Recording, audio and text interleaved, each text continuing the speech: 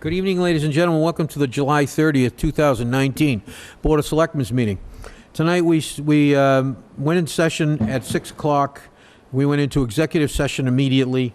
We came back out of executive session about 7:16 or so. We were suspended for a little bit. Now we're coming back into regular session. And we had a webinar planned for 7:15 or roughly thereabout. And so we're going to kind of put everything off a little bit that's on the top of the agenda for a minute. And we're going to go immediately to the webinar. We have the gentleman on the phone. This is a presentation, and I wish the town moderator would come down. And the clerk. We have, they are planning to use electronic voting at town meeting in a test case. And I'm going to turn this over to the clerk and let her give you some information. All right, how about the town? How about the moderator? Deputy moderator can come down too. Yep. Sorry. It's a good point, good call. That's it. I saw him sitting there and I didn't even pay much attention, sorry. He's so quiet. He is very quiet. Yes. Vice President. You're too humble. I want to say thank you for letting us come tonight and present this to you. This has been something that we've been talking about for probably 2 or 3 years. A lot of the towns are moving towards electronic voting. It's the wave of the future. There are different companies out there. We've been very fortunate to be working with Option Technology tonight to make a presentation and to be able to have them at our fall town meeting. So I don't want to take away from his time, and I'd like to go through the presentation, and then afterwards, if you have any questions. There are approximately 39 towns that are using electronic voting. So it's coming. I think, it's something that we should be looking at, something that we should seriously be thinking about, and I think when we go through this presentation, you'll see the benefit of it. So I'd like to turn it over to Greg Alexander, and we'll go through the presentation. Okay. All right, Greg, are you there? I am, yes. All right, let me just turn the volume up here. Crank it. Okay, can you hear us? I can. Can you hear me? Yes. So we're ready for you whenever you're ready. Okay. I thank you for allowing me to be a part of your meeting this evening. As you can see on the screen right now, we're going to be talking about electronic voting, and these voting slides that I'm using are from, actually this is from the town of Ipswich, their annual town meeting of this year, and then I've got some examples from Rockport and Westwood as well, depending on the amount of time that we want to spend. I don't expect that you want to spend too much time talking about this. As you can see, everyone that attends town meeting would have a little keypad device like this. It's about the size of a credit card. And when a motion is up for vote, each individual would simply press the 1/A button to vote yes, the 2/B button to vote no. If they push the wrong button, all they have to do is push a different button. The last button that is pressed, last vote that's cast before the polling is closed, is the vote that's accepted by the software. So it doesn't matter if someone pushes a button. They could sit there and push the button numerous times. We're only accepting one vote from each device, and it is the last vote that they submit before the polling is closed. So for purposes of our conversation this evening, I'm actually simulating votes. The software will do that. So I'm not going to sit here with hundreds of these devices pressing buttons to try and simulate what it would be like in town meeting. When I advance, I guess I have these examples as well, so that you can actually see the 1/A. There's a green light that indicates that the vote has been accepted. In this case, this would be a successful no vote being cast. 2/B is displayed on the LCD screen, and a green light. And if I pushed something other than the 1 or the 2 button, so it's not a valid vote, then nothing's going to happen. I'm going to get this circle with a line through it, and there is going to be no vote registered. So that's the way that the device works for each individual. When a vote shows up on the screen, and this is actually just a test vote that we conducted, I am a Cleveland Indians fan, so I would definitely vote no in this case. There is a countdown timer so that we can allow for whatever amount of time is desired by the moderator to leave the vote open. When it counts down to 0, polling will close, and we can immediately see the result of the vote then.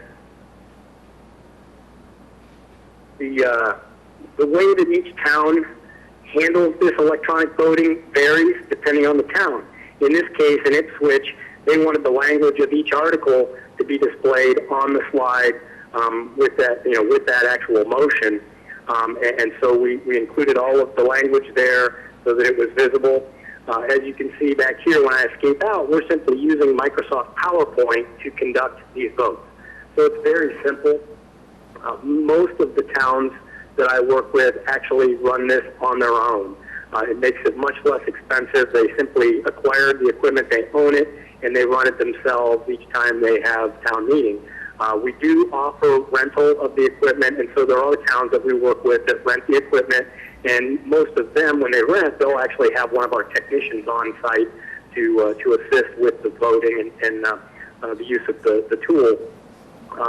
Obviously, that increases the cost.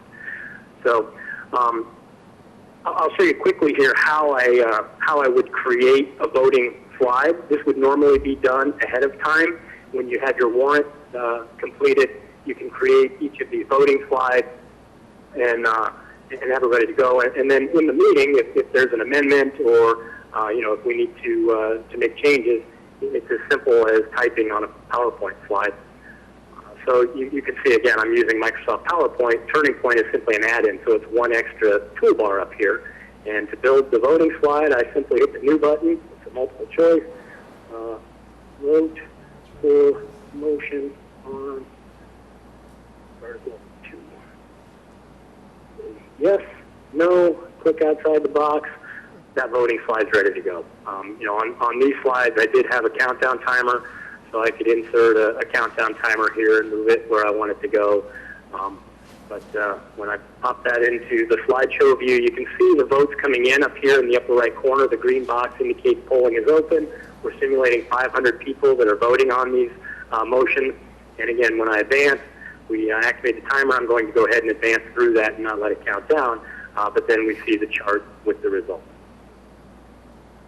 Any questions about just these basics? Nope. No, really simple. Pretty simple.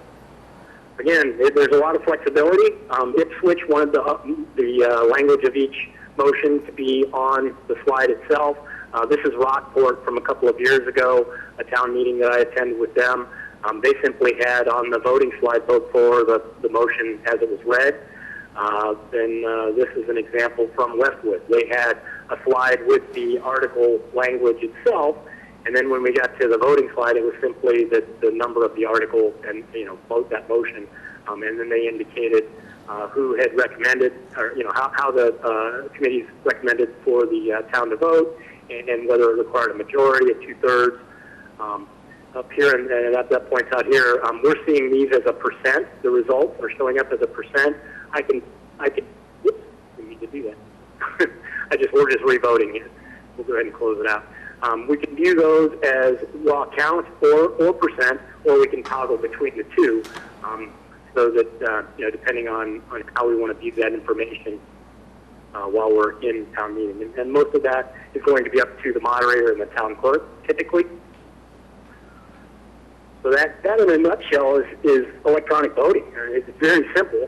When we are finished, we save all of this data, and I have an example of, this was the town of Manchester by the Sea, their annual town meeting from earlier this year. You can see here we have an Excel report that is able to be printed out.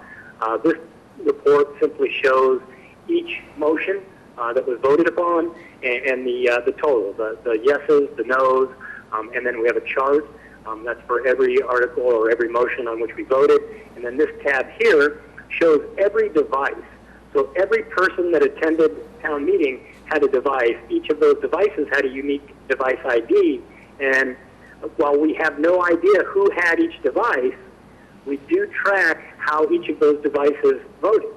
So this is one of the checks and balances that's available for folks as they attend town meeting. They could potentially write down the device ID from that device they were using to vote in town meeting, and then they could visit the town clerk's office, and this report, if it's made available, they can go across and they can see on every one of those votes what was the vote that was accepted.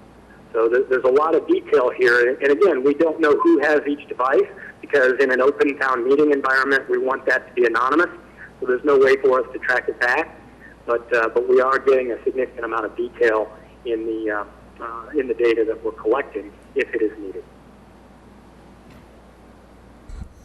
Again, that's kind of an overview of electronic voting and how the software itself will work. If there are questions, I'll be happy to answer those. Alan, do you have a question? Not really questions. About a year ago, we were talking, Claire had been coming from one direction. I've been talking about electronic voting for a while, coming from a different way, and we kind of started working together, and about a little over a year ago, we kind of gave up because of the cost. We had no way to figure out how to do this, and we were fortunate enough for the Community Events Committee of all committees to have Jim Potter come in, who set that committee up. And when Jim was talking, one of the things he talked about for the use of money there was for making town meeting more efficient and making it work better. I was completely surprised because I never realized that was part of their game plan for the actual monies. And I went back and we checked into it, and that was the case. So we basically now had a funding source, which the committee voted to go ahead and provide. And then we went and actually, I forget what town we were up in the North Shore somewhere. Linfield. And I really enjoyed it because they had a problem right off the bat, because I was hoping there'd be an issue, because if everything goes perfectly, and a lot of times it doesn't work that way. And what was happening is people were taking the device, and there's a couple of different radio frequencies it works on.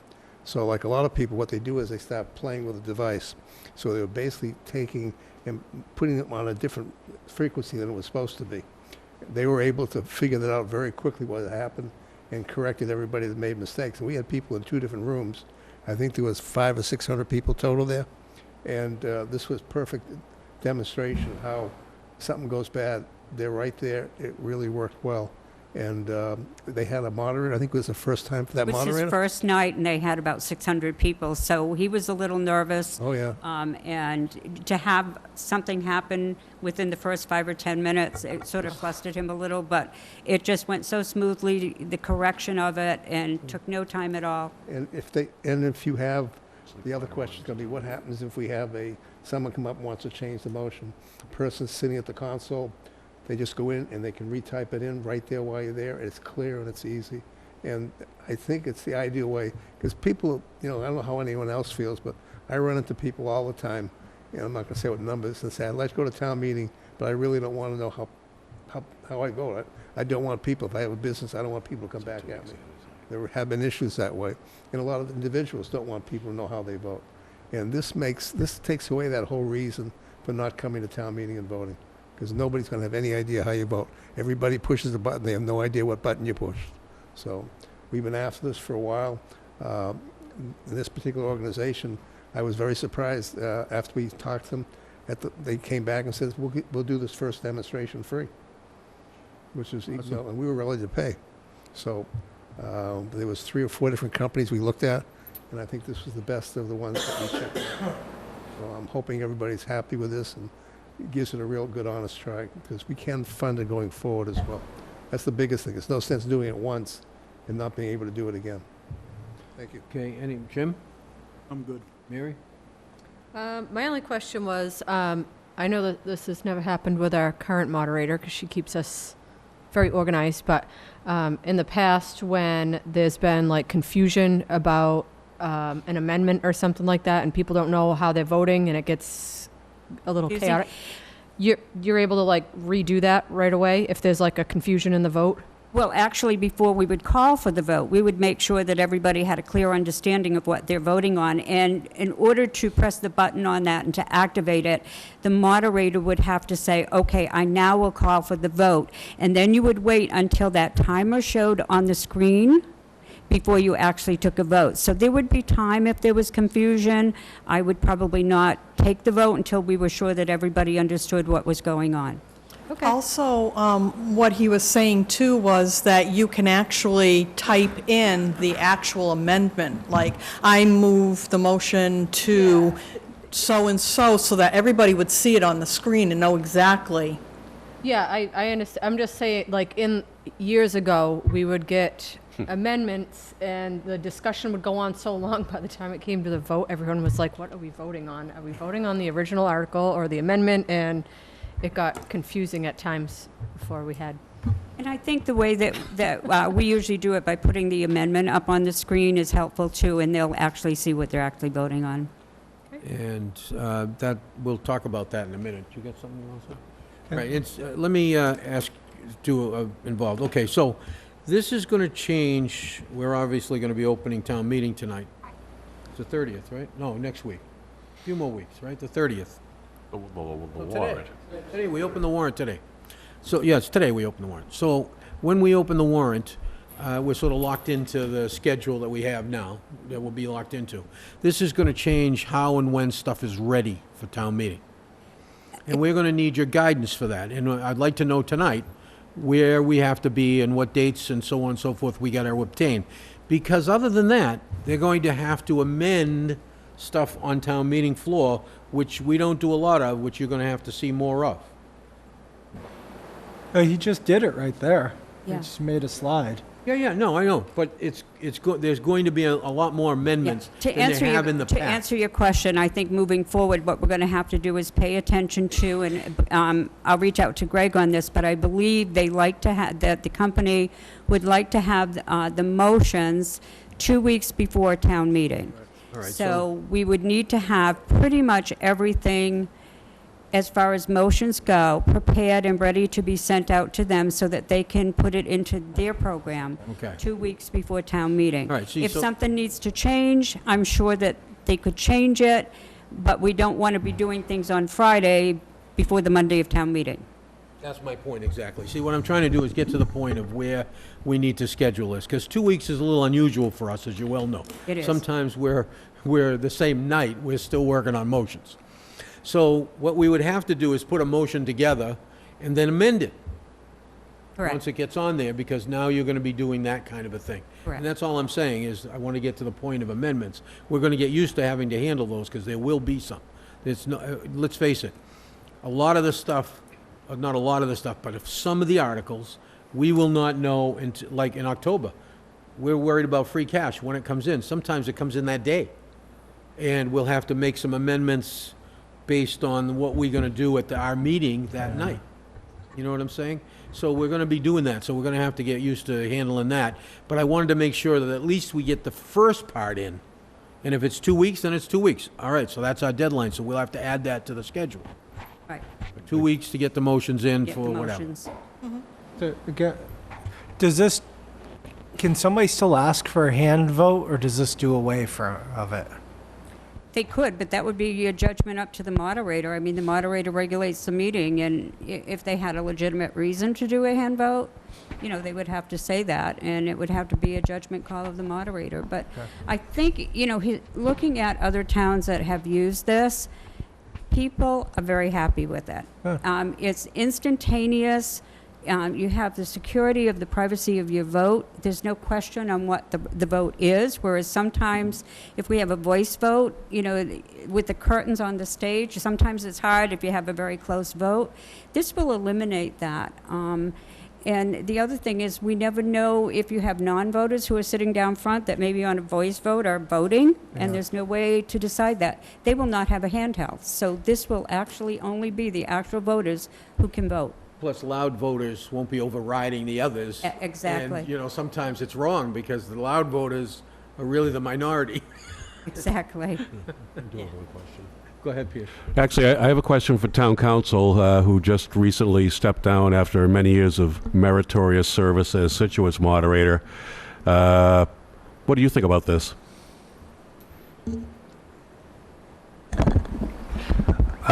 That's a policy question. I think it's perfectly legal. I think the other good thing about this too is, and as Greg pointed out that this creates a great record for the town clerk. I mean, she actually will have everything instantaneously. She's not relying on taking notes. It's there. So there's a lot of pluses to it, and I think, you know, going through and having this presentation at least once and trying it out, I think, you know, we'll all get a feel for how it will work or what the issues might be that maybe you don't want to do it. But I've been to several other towns. I have seen different companies, different ways of doing it. This one seems to work well for small communities, and I think you're going to be pleased with it in the end. Well, it's interesting to be able to see who voted, who left, and stuff like that. You can see the trends on it thereafter. Yeah, you'll And see that. tell, you know, if there were a major school vote or something like that, as soon as that's done, you can then track it, how many people left and stuff. It's really interesting to be able to trend it. Unfortunately, we have a 0 quorum, otherwise we could have been in a lot of trouble. Yeah, This also, which helps the clerk and helps the town, you'll be able to have, instead of having paper all over the place, this will all be basically available, whether it's on a computer file, whatever, so you can go in and play with it and do different things with it, analyzing it, et cetera. And the other piece is the company brings in their own person to actually take care of the sitting there and changing the motions, et cetera. So they're here physically, you know, not just handing out the units themselves. They actually sit there with their computer right there and work it through there. So it's really clean. Saves Matt a lot of aggravation as well. well, We're going to give it a shot. what's the cost? What are we looking for? Costs, clickers, all that For stuff? this town meeting? No, 0. for the future. For the future, it depends on how many handhelds. Handhelds. It's Um, about 4,000, I think, Claire. I think for 400, I think it was maybe 2,000, a little over 2,000. Let me Yeah. just double check. There were several costs involved. So for 400 handhelds, you're looking at around $2,000. Okay. That's if you're leasing. If you want to purchase it, you're up around $17,000. Yeah, we were going to plan on leasing initially. Yeah, it's a little bit more difficult to swallow, but the 2017. How long's the warranty? That's why you want to lease, because the technology of any Technology changes very quickly, change in a couple of years, then you've got all these pieces are obsolete. Yeah. All right, and we always have availability to order more for an event, I'm assuming.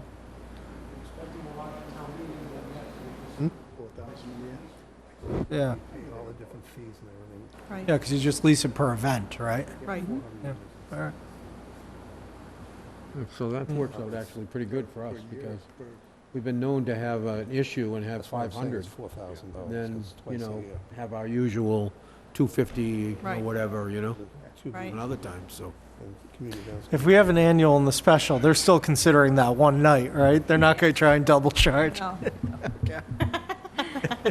I would, but. So you really have an incentive with those packed warrants to get them done in one night now, because he'll be yelling about the extra cost. Per town meeting.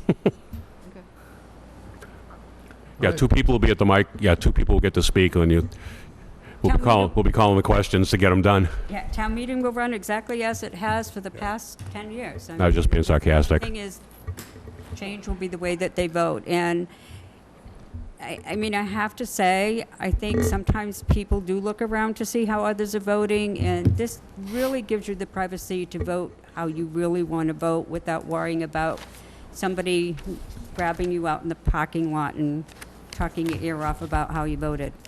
And Claire, how long have you been moderator? 11 years. Yeah, you know me, I don't worry about being grabbed out in the parking lot ever, but that's just me. Yeah, well, I mean, I think the difference, Selectman Titlebaum, is in elected officials, you want to know how they vote, because you want to know if they're representing you in the way that you want them to represent you.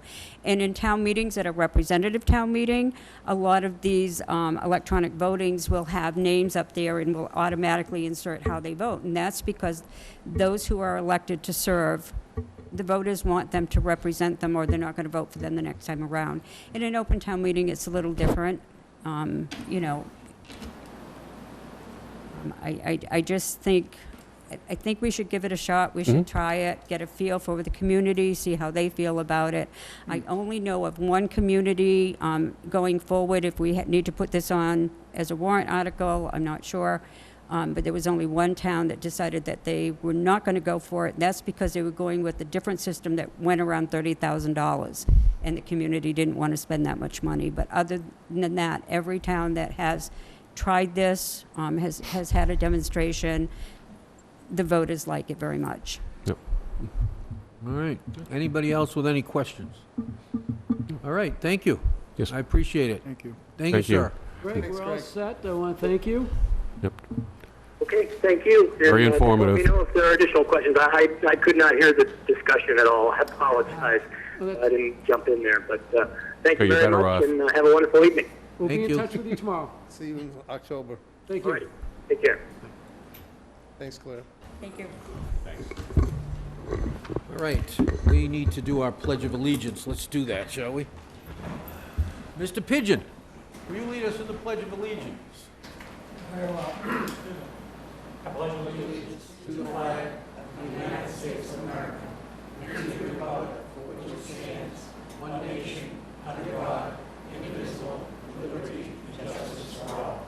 Thank you very much.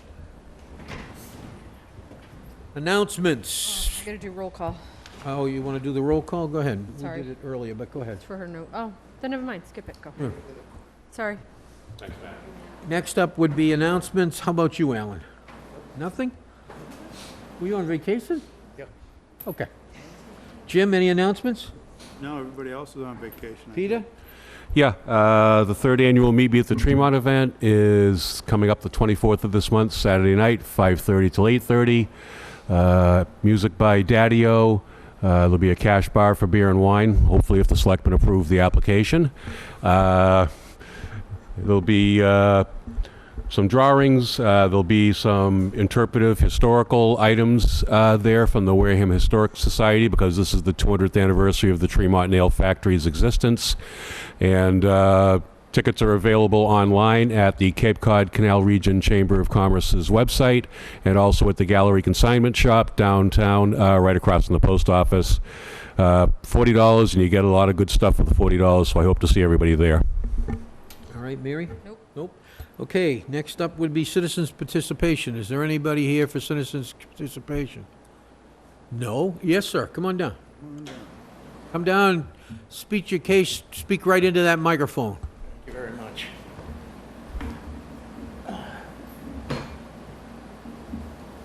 I did send an email to you all a couple days ago, so I'm just going to go through that. This will save some time. Say and your that. name, please, into the mic. Yeah. My name is Eric Lintola. I live at 15 Squirrel Island Road, and I'm a butter to the property in question, which is Parcel A, Map 74, Lot 1099, 96 Realty on Fairing Hill Road. It's been advised that I should seek out possible help, advice from your board, or at least make you aware of the situation about a unique and very problematic issue concerning the Zoning Board of Appeals. It concerns the board's inability to vote on a variance appeal to build on a lot already voted on by the board several months ago to be unbuildable according to zoning laws.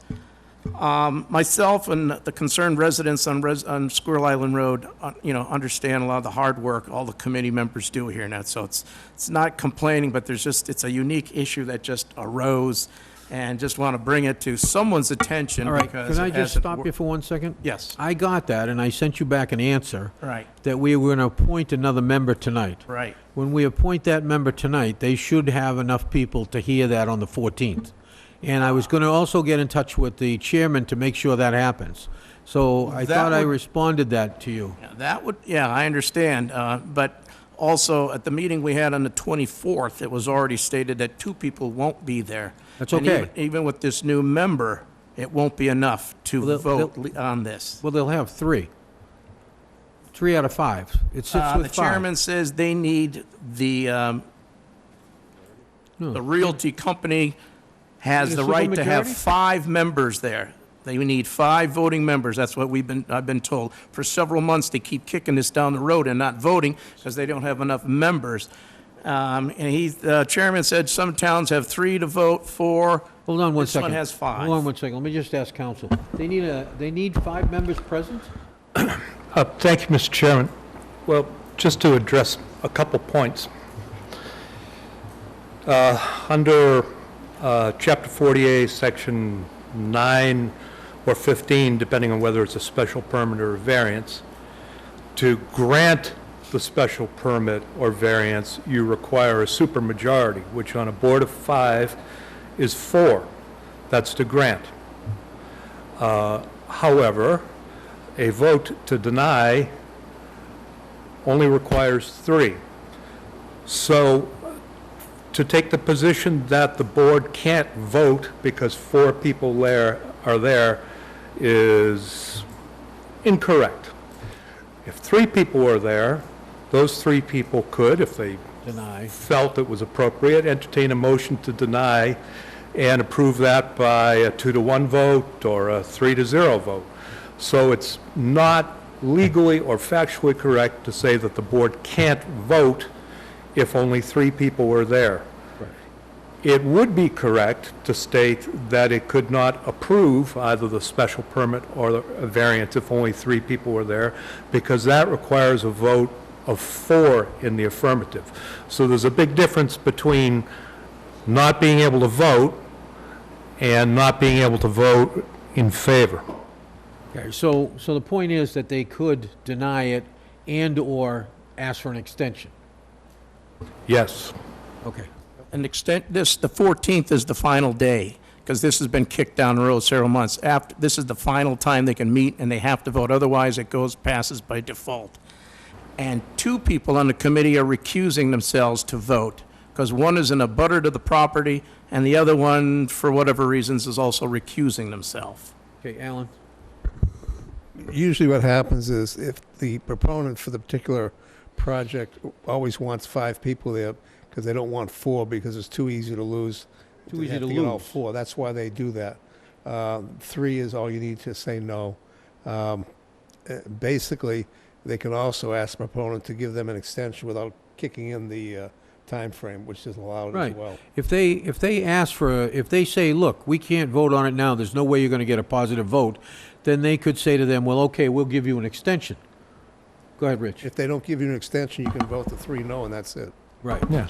And Mr. Chairman, just to complete all the cards that are available to be played here, the board could vote to disapprove without prejudice, or it could ask the applicant, as an alternative to facing a negative vote, possibly with prejudice, could ask the proponent just simply to withdraw the matter until you can get the requisite number of people to be present.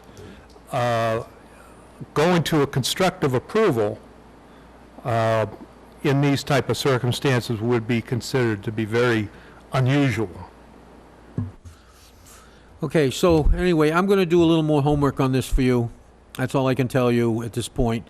And just know that you've been heard, and I did hear you when you got your email, and I answered you right away. So just know that, okay? No, it's greatly appreciated. Just it's unusual, the circumstances unusual. here, and just the way how it's been dealt with. It just to keep kicking it down the road has Right. been very bothersome, to say the least. So All right. if you could Thank you, and I appreciate you coming Let in. me address it, that'd ask be a great. question here through you to Attorney Bowen. It's a privilege that we give the proponent the opportunity to have 5 members present. We don't have to. No, we just So said the that. board can move forward. It's a benefit we give them. So I think that's and important that's to be what understood. keeps coming up. That should be understood. That's what keeps clearly. coming up at the meetings. So But you know what can happen. They could turn it down with the 3 if they have to. we'd just love to see them be able to vote on the matter, one way or the other, but so the committee can just vote. All right, thank you. I appreciate your Very much. concern. Thank you. Anybody else to speak to us tonight? All right, next up is board comments. Alan? Just for the public information, myself, officer, actually, I think it's Lieutenant Flaherty, Susan Williams Gifford, Dave Menard, 4 people from Mass DOT. We sat down and talked about the Swift Beach Route 6 traffic light. We will be initiating probably within 4 or 5 days the actual application process to start. It could take, unfortunately, because it has to go into the tip, being a state road and stuff, it could take up to 3 years, as I It's said got it before, to funded get it and done. everything. It's a big deal, yeah. But there is some openings money-wise in the tip over the next 4 years, so we might be able to slide it in anyways. But just to let everybody know, we have got to the point where we're just about officially applying for the actual project. Well, thank you for that, Alan. It's definitely a needed issue. It's been a long Jim? grind. Yeah, following up on the previous discussion, we as a matter of process receive committee applications and we forward them to the committees to review. Yeah. I believe that's a privilege and not a requirement of our Not a board, as we requirement. are the appointing authority. Yes. A lot of times, these things are getting kicked down the road, as the gentleman was saying, you know, it's a nice term to use. No action's taken. So, you know, if you're looking for people on boards and people have applied and committees aren't taking action to put people on or make a recommendation, and I think it's our responsibility to do so as long as we find them capable and competent to be on the committee. We shouldn't let these just sit in a file somewhere. Well, I can tell you this, Jim. I don't leave them in a file, at least as far as I'm concerned. I send them to the committee. If we don't get it back, I put them on the agenda anyway. Well, and I hope there's like some sort of process, like, you know, give them a couple of weeks of courtesy or a meeting and a couple of weeks after, and if they don't make a decision. That's typically what we do. Because I know there's been a month or more on one that I know of, or no, a couple that I know of. We voted on lots of people that weren't on the agenda. I mean, So weren't- I'm just making that statement Good so point. that, Good point. thank you. Mary? Nope. Peter? All right. Next up, appointments. Zoning Board of Appeals, Jacob Morrison. He's not here. Not here. Reappointment. Morrison, it's a reappointment. Yeah.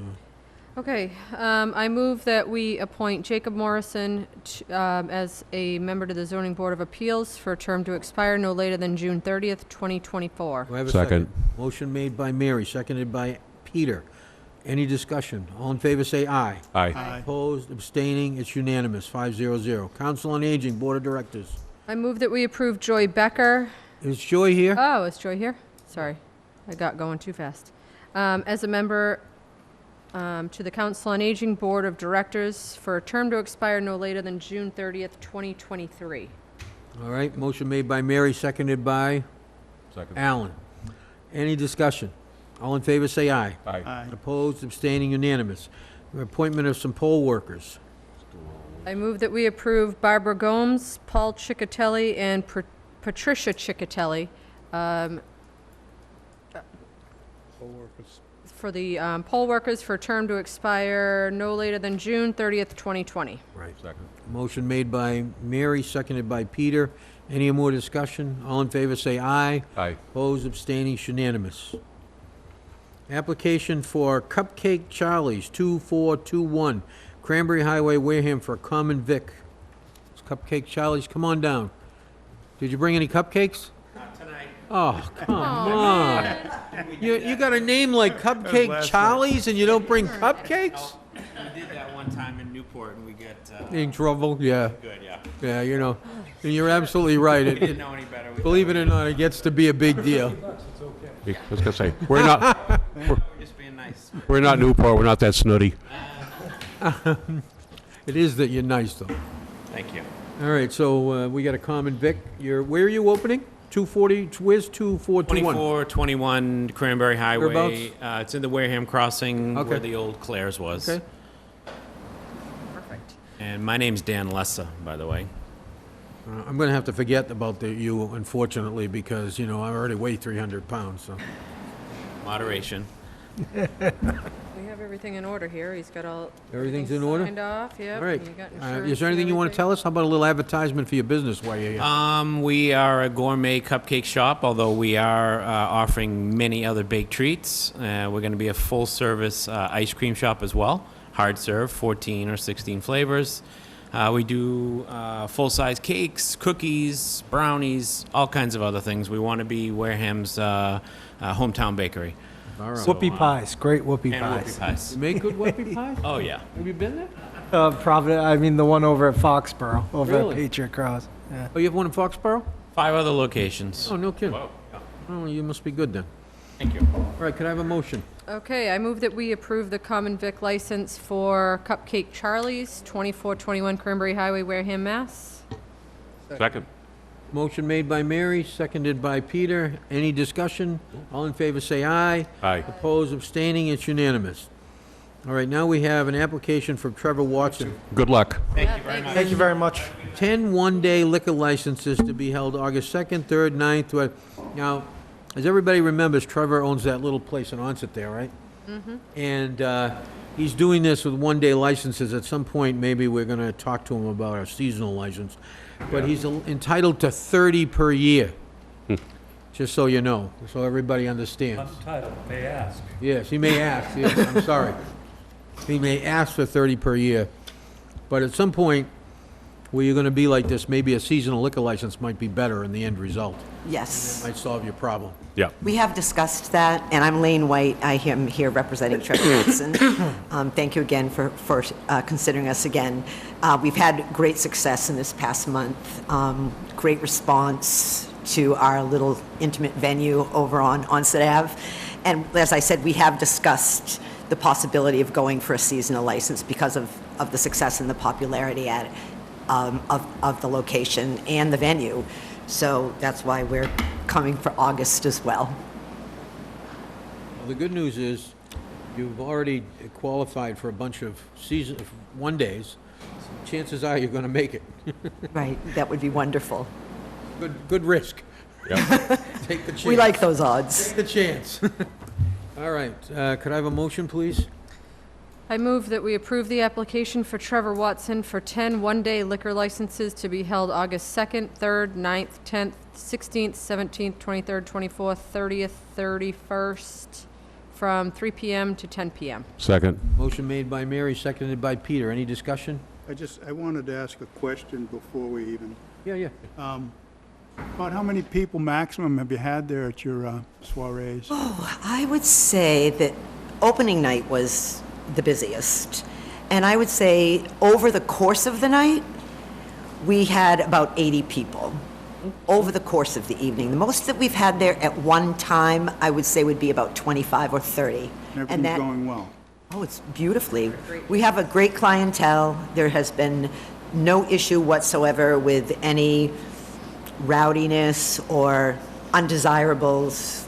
Good, It's been great. thank you. Thank you. They're not going Excellent. to draw that Thanks so kind of much. crowd. All right, any more discussion?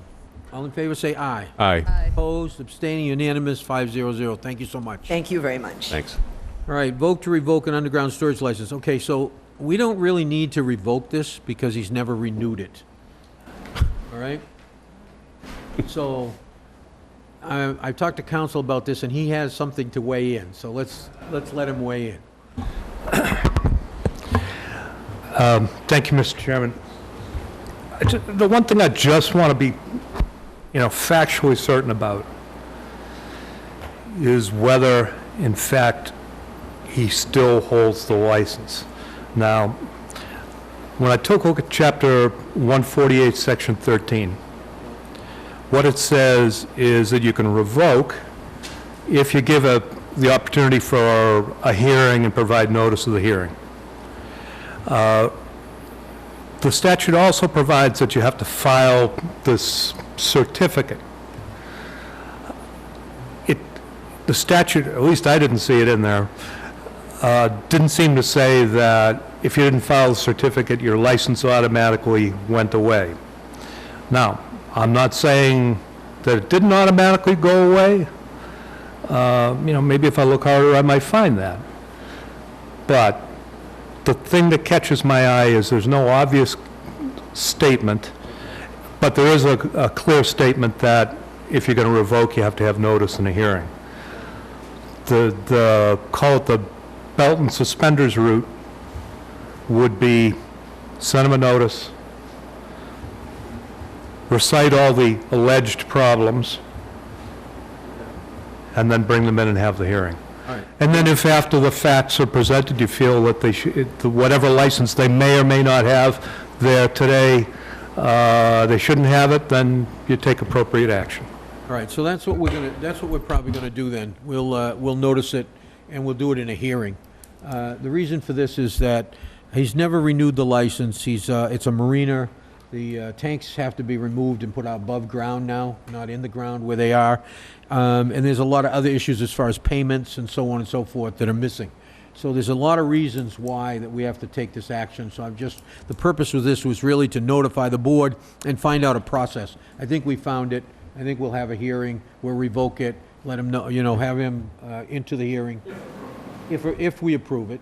And he might have a reason why he didn't, and that might change our mind. We don't know. But at this point, we don't know, all right? Right, of course he will. We always give, lots of times people tell us what we didn't know. All right. Next up is an application for Meet Me at Tremont. Now, this is not an application of Meet Me at Tremont. It's wrong on the agenda. It is the event, Meet Me at Tremont, but the application is by the Chamber of Commerce, Cape Cod Chamber of Commerce. And I just want everybody to know that's, Meet Me at Tremont doesn't exist. It's just Not as an applicant. It's not as an applicant. It's an event, not an applicant. It's just an event. So we do have proper paperwork and all the things necessary in order to give this out. So go right ahead. Okay, I move that we approve the application for the Cape Cod Regional Chamber of Commerce, Inc. for their Meet Me at the Tremont event, Saturday, August 24th, 2019, 5:30 p.m. to 10 p.m. to be held at the Tremont Nail Factory, 5 Elm Avenue in Wareham. Motion made by Mary, seconded by Alan. Say Elm And Street. any questions? Yes. I mentioned to Ken, we have a sign up in front of the Toby Homestead for the event. We have nothing on file. Depending what happens with policy 1901, either you or Mary might be able to approve it. But as of right now, we have a sign up with no approval. Yes, that's correct. And we're going to hopefully fix that in a little while. Oh, we just find Peter. Okay, so next, the other thing is that it's really, I should have caught that. I don't want anybody giving Cassandra a problem. She's kind of new, and I should have caught that it said Meet Me at Tremont and posted it properly. And I'll make sure I don't get that mistake again. I just want everybody to know I have to fall on the sword for that one. All right? Any other discussion? All in favor, say aye. Aye. Opposed, abstaining, Aye. it's unanimous. You're I'll abstaining? abstain because the All right. redevelopment authority. 401. Okay. I can sign the permit. No, you can. Let me see it for a second. It's not 5 Elm Avenue. It's 8 Elm Street. She shouldn't vote for it. It is Elm Street, isn't it? It's 8 Elm Street. On the right of it. That's fine. Yep. Easy enough to I always fix. thought Hathaway Road was Hathaway Road, but it's not my street. I was questioning myself. Wow. Tom, Yep. signed my life away here. Good thing this didn't mean money every time I did this, because You I'd be broke. can't put like 10 dates on the All one right, Peter, you got some, right? regular class. All right, August 1, 2. Next up. I'm going to skip we'll do the notice of the meeting after that. All right. We did the conference call already. All right, now we're going to vote on policy 1901. Everybody, that was sent to you by council. It was a good change, by the way. One of the changes was only to nonprofits and whatever. Did you see that little change? You put it in big bold. That was pretty good. That's all we can do by the statute anyway. So I hope everybody's read it. And I'd like to have a motion if I could. Move to Comment. approve Just one comment policy number before- 1901. Want to do it after or after the I'll do it vote? ahead of time. We got back, I believe, from the Attorney General, the sign bylaw.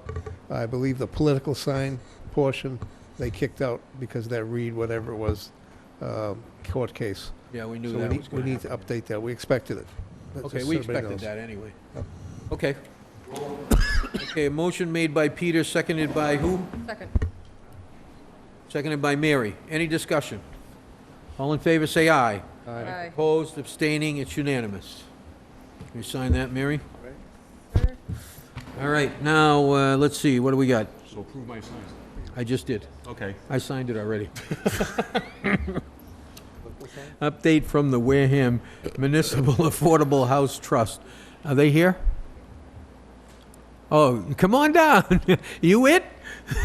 You're the whole committee? Oh, No, I'm on a committee. Oh, but you are too. We haven't Jim is. met, so. Oh, you I haven't have- met? I have no way to have a positive or a negative input on what's going on, so I'm just going to sit here as a select. Do you want to tell us some good things, or do you want to wait until we want to put it off for another day? You get a meeting. Putting it off another day isn't going to make any difference. All right, well, We then only tell. have, I'm Sandy Slave, and I'm the clerk for the Affordable Housing Trust, not the Municipal Affordable Housing Trust. Oh, yeah, that's true. The Affordable Housing Trust was reactivated in 2009, and it had been, one of our goals was to try to help increase the number of affordable units in the town of Wareham. We looked at several alternatives. We used to meet once a month. Peter Teitelbaum was a member of the committee for until the recent election. But we found ourselves being unable to really make anything happen. We were extremely disappointed. We tried to work with some town property at the end of Charge Pond Road, trying to make it affordable lots for affordable housing. Couldn't get that one to work. We tried to get the work on the legislature for the mobile home parks to be affordable. Not much happened on that. We tried to have money available to upgrade secondary apartments. What are they called? Accessory apartments. We tried to say, okay, there's funds available. Can we help people upgrade their and get their accessory apartments done for valid safety reasons for the people living in them? And we didn't seem to get anywhere. I mean, we tried to reach out to what other towns have done for the secondary housing, and we looked at the possibility of maybe using CPA funds to be a source of a down payment, and that didn't work on town meeting floor. And we were extremely frustrated to the point that almost a year and a half ago, I think, Peter, right? Yep. We talked about dissolving Affordable Housing Trust until Mr. Slavin said it would be in best interest for Wareham to keep the trust there, but didn't have to be active as long as we had a valid affordable housing trust. I believe it put us on the plate for some grants. Can you speak to that? Come into the microphone, because I Dueling can't hear you Slavins. back there. Yeah. I mean, it's one of those things that we felt that we weren't doing what we could do. It wasn't working. One of the big problems we had is trying to reconcile the Affordable Housing Trust funds. Where did this money come from? What did it represent? So that took almost about a year to finally say we're comfortable that we have a balance. One of the last meetings, we agreed on $100,000 to the Latham people. yep. Part of their affordable housing units they're putting down on the corner of Clift and Great Neck Road. People are going to Little Harbor will notice the land's been cleared. That's when that group home will go in there. That was one of the last things we did. Yep. And once the paperwork is done for the state, or whatever it is that has to be done for the town and the state to identify it as deeded affordable, we will have a balance about $127,000 in our Affordable Housing Trust account, plus the $60,000 that had been approved of CPA funds several years ago in case something was to come up and we needed a quick response as opposed to waiting for town meeting. But that was financially And I'm sorry, Alan, I didn't give you a chance to respond as to why we should keep... You do that at home? Yes. That's what I was thinking the whole time. You weren't TMI, listening to me, TMI. you were trying to think about how we... You have asked our him to house- talk, and then he was shut him down. Well, I didn't I want just to... said yes, dear. It was easy. I love it, this whole dueling slaving thing, but okay, go ahead. Do you want me to answer? Okay. The state has certain programs and grants, et cetera. If you have an affordable housing trust program in your town, you basically, that's one of the requirements when you apply for certain pieces. And that was the reason why we suggested it stay, for that reason. Okay, so basically you're not very active right now, and Right and now, we're there's- kind of waiting for something to Yeah, happen. I mean, during the time that we became, one of the things we noticed in 2009 is that we didn't have a valid housing production plan. So we hired somebody, paid it for our funding, and had a housing production plan done. It was, had run its course, it needed to be re-updated, and Ken Buckland worked to get it done again. So it's current, but it didn't have to come out of Affordable Housing Trust funds this time. Ken, but, So I guess the next question is there anything we can do for you? Peter, anything? Yeah, I mean, everything she says is 100% true. I mean, we couldn't even give money away. That's, which is just kind of unbelievable. I know we had a few fits and starts where people came in, were looking for duplexes, and we said, yeah, we might be able to throw you 25 grand for each duplex, and then they went off and never came back. There was one down in Onset, there was was one one on on Depot, yeah. et cetera, and we said, yes, we'll give you money, but you need to be able to put an affordable housing restriction, deed restriction on your Right. property, and they chose not to come to us. So, I mean, we have tried, we've talked to people, but they didn't want to restrict their deed, but it's very frustrated, because we were meeting month after month after month, and The Whistling Dixie. yeah, it was, so we're still here, there are funds available, so if something comes up, reach out and we can reconvene. Yeah, did you hear that, builders? Free money. Well, if Woodland Cove comes to life, aren't you going to get more money from that? Aren't the 40Bs are supposed to pay into? Yeah, I- the Affordable Trust, yeah. Yeah. I have absolutely nothing's been said about whether a Woodland Cove, as part of their requirement, would be giving money to the Affordable Housing Trust like Charlton Place did. Yeah. I mean, I'm not hearing that out of that project. Of all the meetings I went to, I never once heard there will be funds coming to Affordable Housing Trust for those units. But we're I gonna thought have to they ask that had question. to, I think yeah. they had to. Usually when they take The permit fees. a unit that's affordable, and they take it out of affordable like they did over at Brandy Hills, they have to pay the town, I think, $6,000, something Well, like that, like Brandy Hill never gave us any money. if they take it out of affordable. I don't, No, but I Well- think, is it the permit fees? There's something that's supposed, when a 40B comes in, if you have a affordable housing trust, there's something that's well, supposed to go to. we never saw anything from Union Pond. We never saw from that lower Main, that Main Street, what, 7, whatever that one is. Nothing like that. The only money we received was from Charlton Place. There's Put that on been your nothing homework. else coming into Affordable Housing Trust. We should look into it again. We'll look it up. We'll right. we'll do some homework. I'd like to address this a little bit, too. Yeah, go ahead. I don't think we've met you. We haven't met since I've been appointed. I don't think the trust has met since 2018 in May. We've had a person who, an individual who applied to be on the trust, which would bring it up to 4. I'd like to see a full board, 4 or 5. Let's re-energize this. Let's reach out. Let's have some sort of information on the website and work with other agencies within the town in order to determine what we can do, what we offer. And because if people don't know about it, they can't come in and say, you know, I need some help on a down payment for an apartment or, as you said, for the house, but you can't do. But, I mean, there's programs, there's things we can do. And if you don't meet, and if you don't have a plan, and if you don't put the information out there for people, then it's never going to work. Well, our website was updated with everything we had. I I'm looked, just, I went to the website today. I mean, Well, I don't know what happened to it, because our policy was there, our procedure was there, I don't know what happened to it. there's an individual, Sounds like Sandy you need to have Cormier, a who we probably should bring in and appoint her to the committee. I had applied myself in January, February, and never heard anything from anybody before I was a selectman.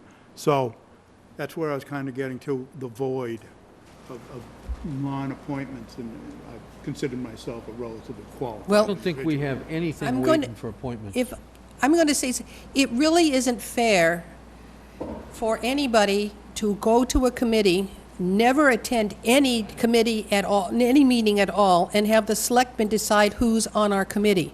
Right now, we have an applicant from Minot Forest. We are supposed to, we're a member, we're 5 people, we only have 3, and it's awful hard to get the 3 of us together at one time to make a quorum to vote on this person who's good as an application. I honestly don't remember any application coming for how Person to, that you're talking about, Who I'm From talking Whiteside? about, or you? that has an application in for the for Minot Forest? Minor Forest. Yeah, Judy Weatherby. I don't have, there's nothing Well, in I the got it, office. I'm sorry, I got it from the selectmen, the more, your Oh, yeah, but office. you know, we only hold those for a little while, and then we'll put them through anyway. But we're trying to get a meeting, have her attend one, and then vote on it, but it was awful hard when you have 3 people and you need 3 for a quorum to get a Right. meeting together, but it's not fair, I don't think it's fair for the committee, to the board to say, just because there's an opening, we're gonna put somebody in because the committee hasn't taken the time to step forward and interviewed. Well, you know, Because you but could you're very in a... well chicken or egg disrupt- argument. Came you could- first, the chicken or the egg, you know, we gotta give you could disrupt the something. board by putting somebody in that is, Yeah, we could. You're absolutely right, it happens a lot. Yeah. But it's a privilege that we give the boards the opportunity to review the applicants. But I can't- There's nothing that says that we have to do this. And if there's no action taken unless we see some, what policy is it? We have a policy that's been before as a Well, if it's selectman. in writing, then that's fine. Otherwise, it's Go pull the it's a policy. benefit. Because we And, had a policy that. Says anyone we applying- afford the boards the opportunity. Sorry, mic's on. We had a policy going back probably to 2005 and earlier, where if you applied for a committee, because I know I did it way back when I first started, you had to go to 3 meetings, you know, and then the particular committee would then make a recommendation whether or not they wanted you to be appointed. And that's been in existence for at least 13 or 14 years. Okay, then Yep. if there's a policy, I'll read it, and I would agree to that. it was But recommended. if I don't know if they're it's not- that if old, they're but we've not operated meeting, under it. then the people don't have an I gotta look it opportunity up. to go, then I think it's up to the board to ensure that the committees or boards have a group of people who can meet and make quorums and try to get these boards active and moving. I mean, not to meet, not to do anything, you might as well not have the board. All right? Well, And, we were at that point last year, Jim, so that's why we had the discussion. Yeah, we had a discussion whether to get rid of this board, but then, because Mr. Slavin says it's sort of, It's useful to have it kicking around. to have it hanging around, we kept it hanging around. It's as and I simple as think it's a service to the people who apply, not to bring them in and to talk to them. To be honest, I never saw an application for Affordable Housing Trust. See the one I put in? Can't February? remember seeing it. So that's a problem. Cannot remember seeing it. And as So the I'm just saying, clerk, that's the I would have been copied on, well, maybe it went directly to the chair and didn't get copied on the clerk. I don't know. Well, we always send it to the committee. That's You one of send- the first You don't things send we it to the do. committee, you send it to the chair. Typically, right, well, through the chair, but we send them to the committee all the time. All right, thank you. Anything else? I mean, we're here, we've Yeah. got funds, we tried. Everything Yeah. we could think of is to improve the affordable units in the town of Wareham, but it just never seemed to move. No. We are disappointed that we weren't more effective other than giving Latham $100,000. And doing a production plan. And doing the initial production plan and then being there to review the updated one that has been done, but yeah. Yep. We tried. Thank you. Thanks. Thank you. All right, the next thing is, the next thing, The next thing is to establish the dates for fall town meeting Want and me to read notice those? of intent. Want me to do those? We'll have him read those? Do you want me to do them fast? There you go. Watch the tape and rewind it in slow. Play it. Yeah, record it on vinyl and play it back at, record it at 78 and play it back at 33. All right, go ahead. Okay, Town of Wareham, Board of Selectmen, 54 Marion Road, Wareham, Massachusetts, 02571. Process for calling a town meeting, October 28th, 2019, general business. Tuesday, July 30th, 2019, Board of Selectmen establish all dates for completion of a warrant for the fall town meeting. That's what we're doing right now. Monday, August 26th, 2019, last day to post in at least one public place in each precinct, notice of intention of Board of Selectmen to call the fall town meeting for October 28th, 2019.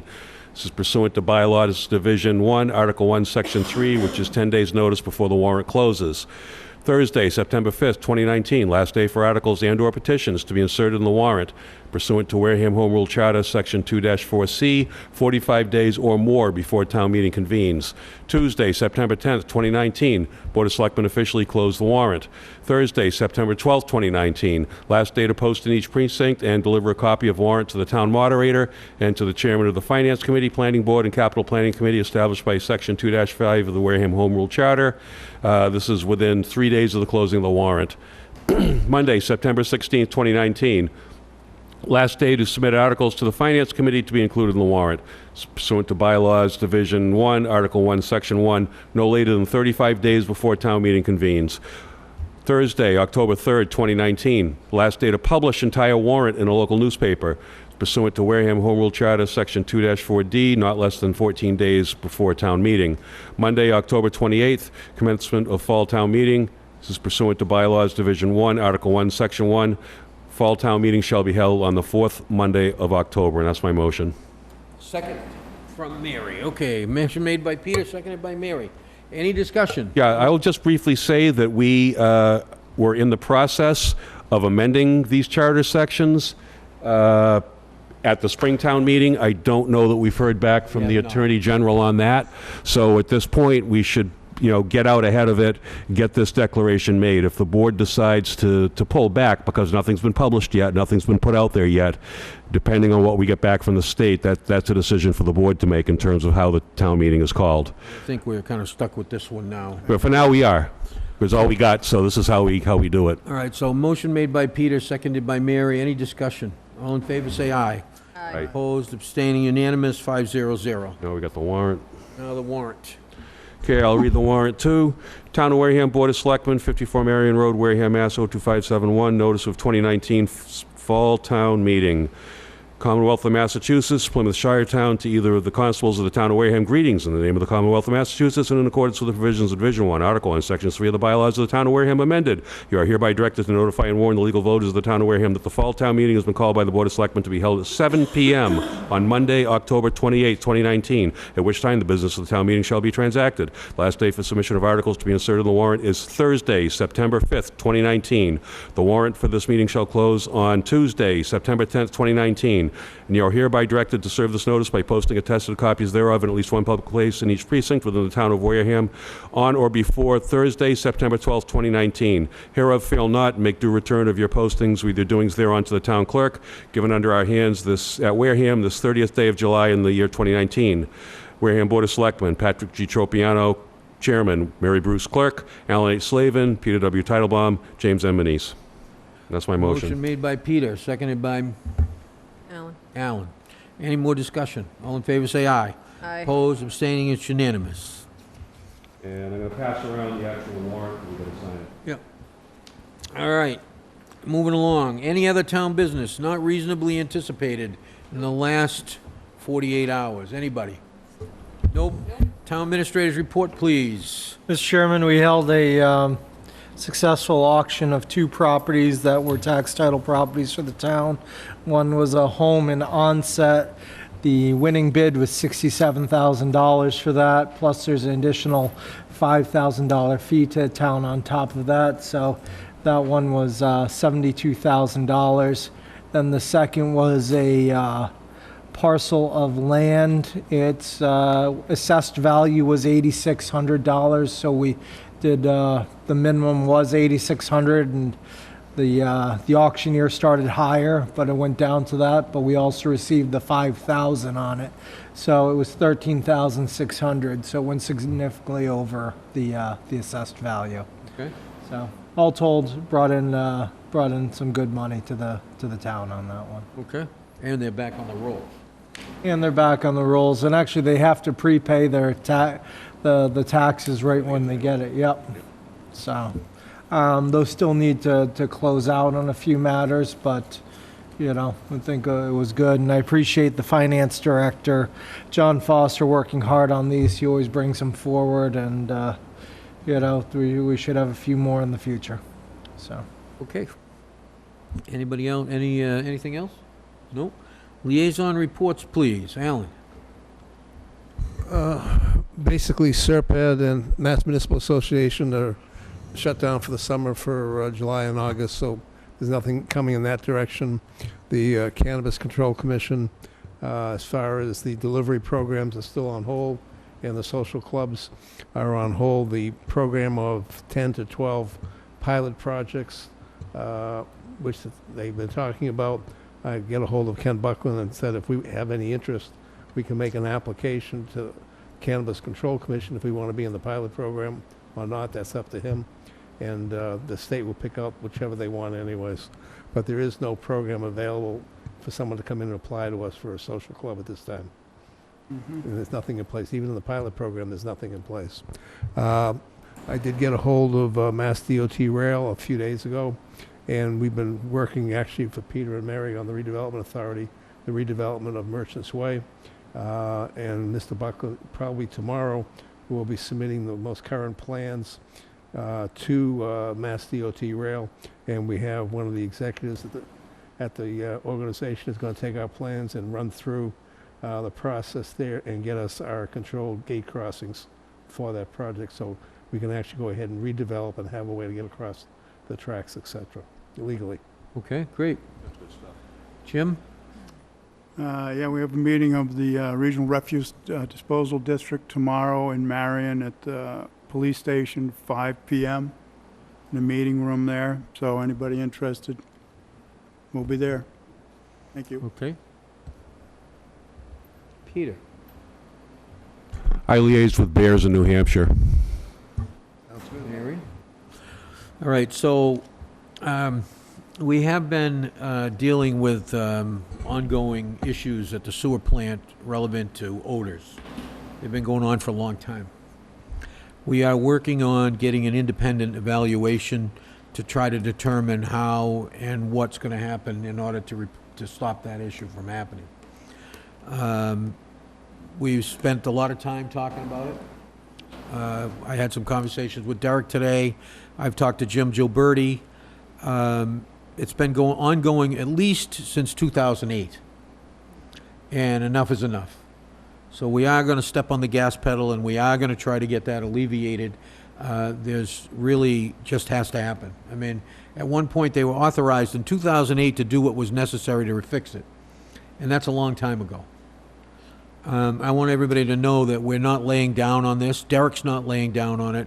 We actually have a lot going on behind the scenes, and hopefully we're going to come up with a solution that works.